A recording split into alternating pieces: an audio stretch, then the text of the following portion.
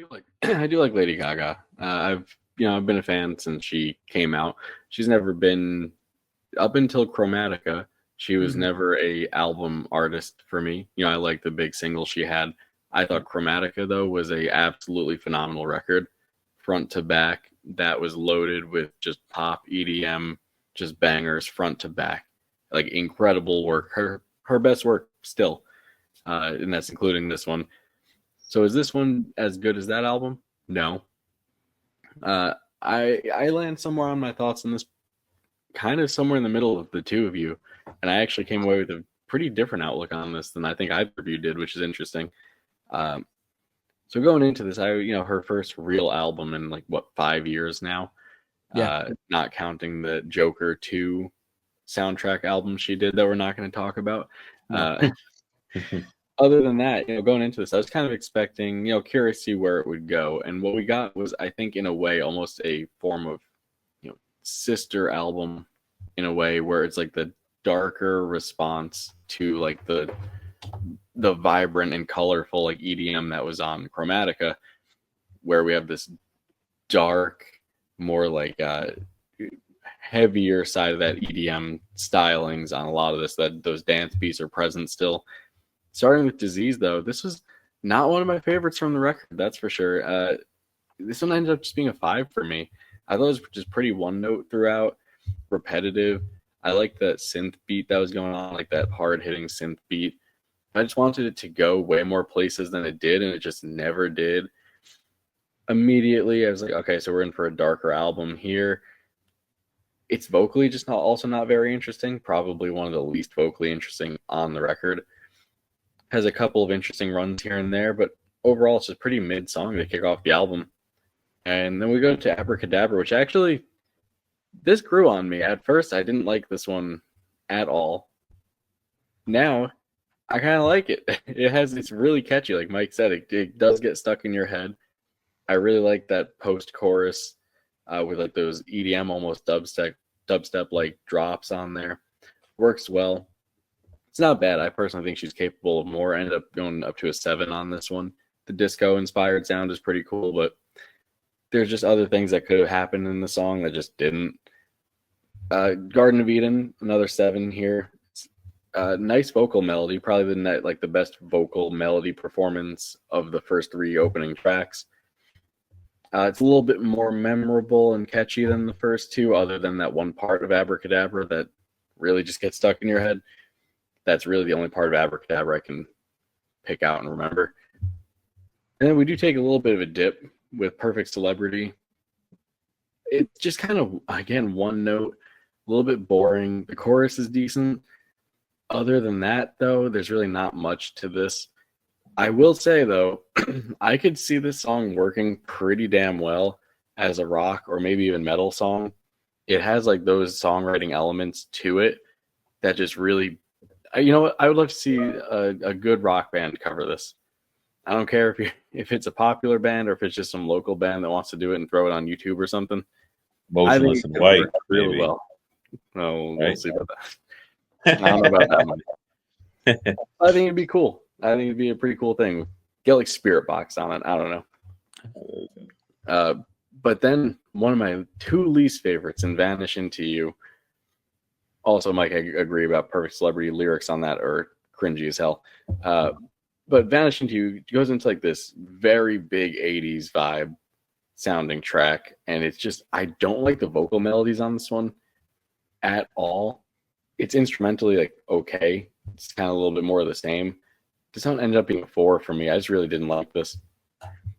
And here's where I differ from you guys on my thoughts is I think that the album actually gets into a really good groove here. Killa, I'm not even going to try to say who is featured in this, but Right. this had huge Marilyn Manson Mechanical Animals vibes. That instrumentation is like incredibly reminiscent of I Don't Like the Drugs, but the Drugs Like Me. 100% without a doubt. I do think the chorus could have done more on here. I think the verses are great. The chorus could be repetitive at times. It has this really cool, almost like hyper pop ending that happens like right before that outro that I think is a really cool addition. I really enjoyed this one. And it continues with Zombie Boy, which I know Mike hates fun. It's just so stupid. It's such a stupid but fun dance song that I really enjoy it. I really like that stupid chant that's going on in there. It's not top tier Gaga by any means, but it's another 8. I could see this one being on the radio, getting some decent radio play, and it has the solo in there that was unexpected, and the bass line on this is killer. The bass groove on this is really well done. Then we go into a little bit of a dip with Love Drug. It's not bad. It's just kind of a predictable song. The chorus is all right. Just doesn't do anything captivating throughout. Ends up being the 6. And then, Mike, me and you cannot differ anymore, man. This song, How Bad Do You Want Me? You're 100% spot on with this is a Taylor Swift song. This sounds like something off Taylor Swift's 1989, but with the emotional maturity of her later works.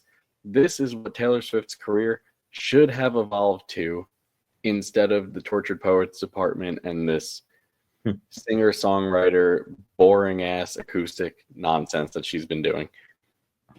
And this is coming from a massive Taylor Swift fan.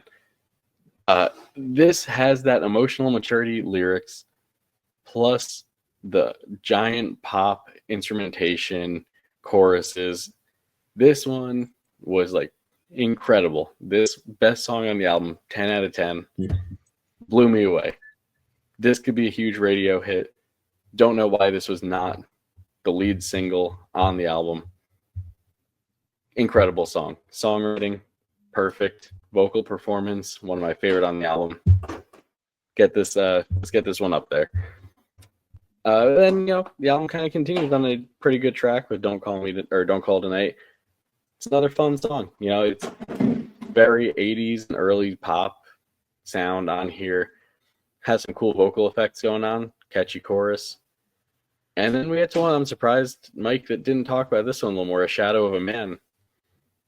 This sounds like kind of old original Lady Gaga from her first couple of albums, mixed with a decent amount of Michael Jackson flavoring in there. Huge Michael Jackson influence on that, with even some lead guitar and some distorted guitar in there that worked pretty well. This is my second favorite on the album, went up to a 9. But Mike, where me and you do agree, The Beast is an awful song. We actually had the same score on this. Is a 3. This is incredibly boring. The album would be better off without this. Nothing interesting happens in this entire runtime at all. There's some really weird lead guitar work that just kind of happens at the end with no rhyme or reason, and it just doesn't seem to fit. And then the album from there just kind of goes for me. Blade of Grass, it's a decent ballad. It's a 6. The melody is nice. Feels just a bit one note and predictable. It's a stagnant song. Even that crescendo at the end, I saw it coming the entire time. From the first 30 seconds of the song, I was like, I see exactly where this is going. We're going to get the crescendo at the end, and then it's going to go back, and yep, exactly what happened. And then Die With a Smile, the song that, even from a production standpoint, feels like it does not fit in at all on this album. This was blatantly just a ploy to sell copies of this album by saying, look, this song did so well, quick, throw it on your record. And it's just a very jarring way to end the album. Now, don't get me wrong, I love Bruno Mars. I love Lady Gaga. They're probably two of the best vocalists in their generation of pop stars. You know what? I'll go on that limit and say they are the two best pop singers in that era of pop musicians. But this song just lacks so much. I don't understand the appeal. I don't see why this one got as big as it did. It's not a bad song by any means.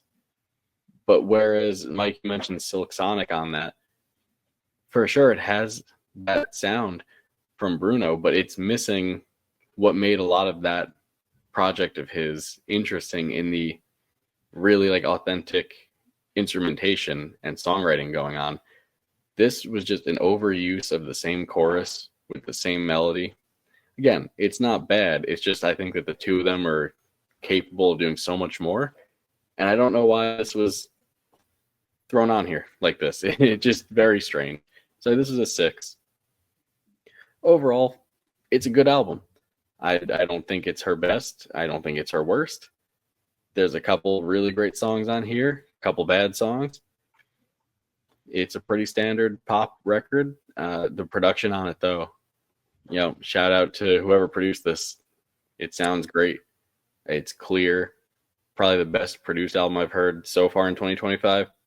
So yeah, I'm gonna give it to a 7. I think it could go up a little bit higher as time goes on. I can sit with it more, but I don't see it going lower than that. So I'm going with a 7 on that.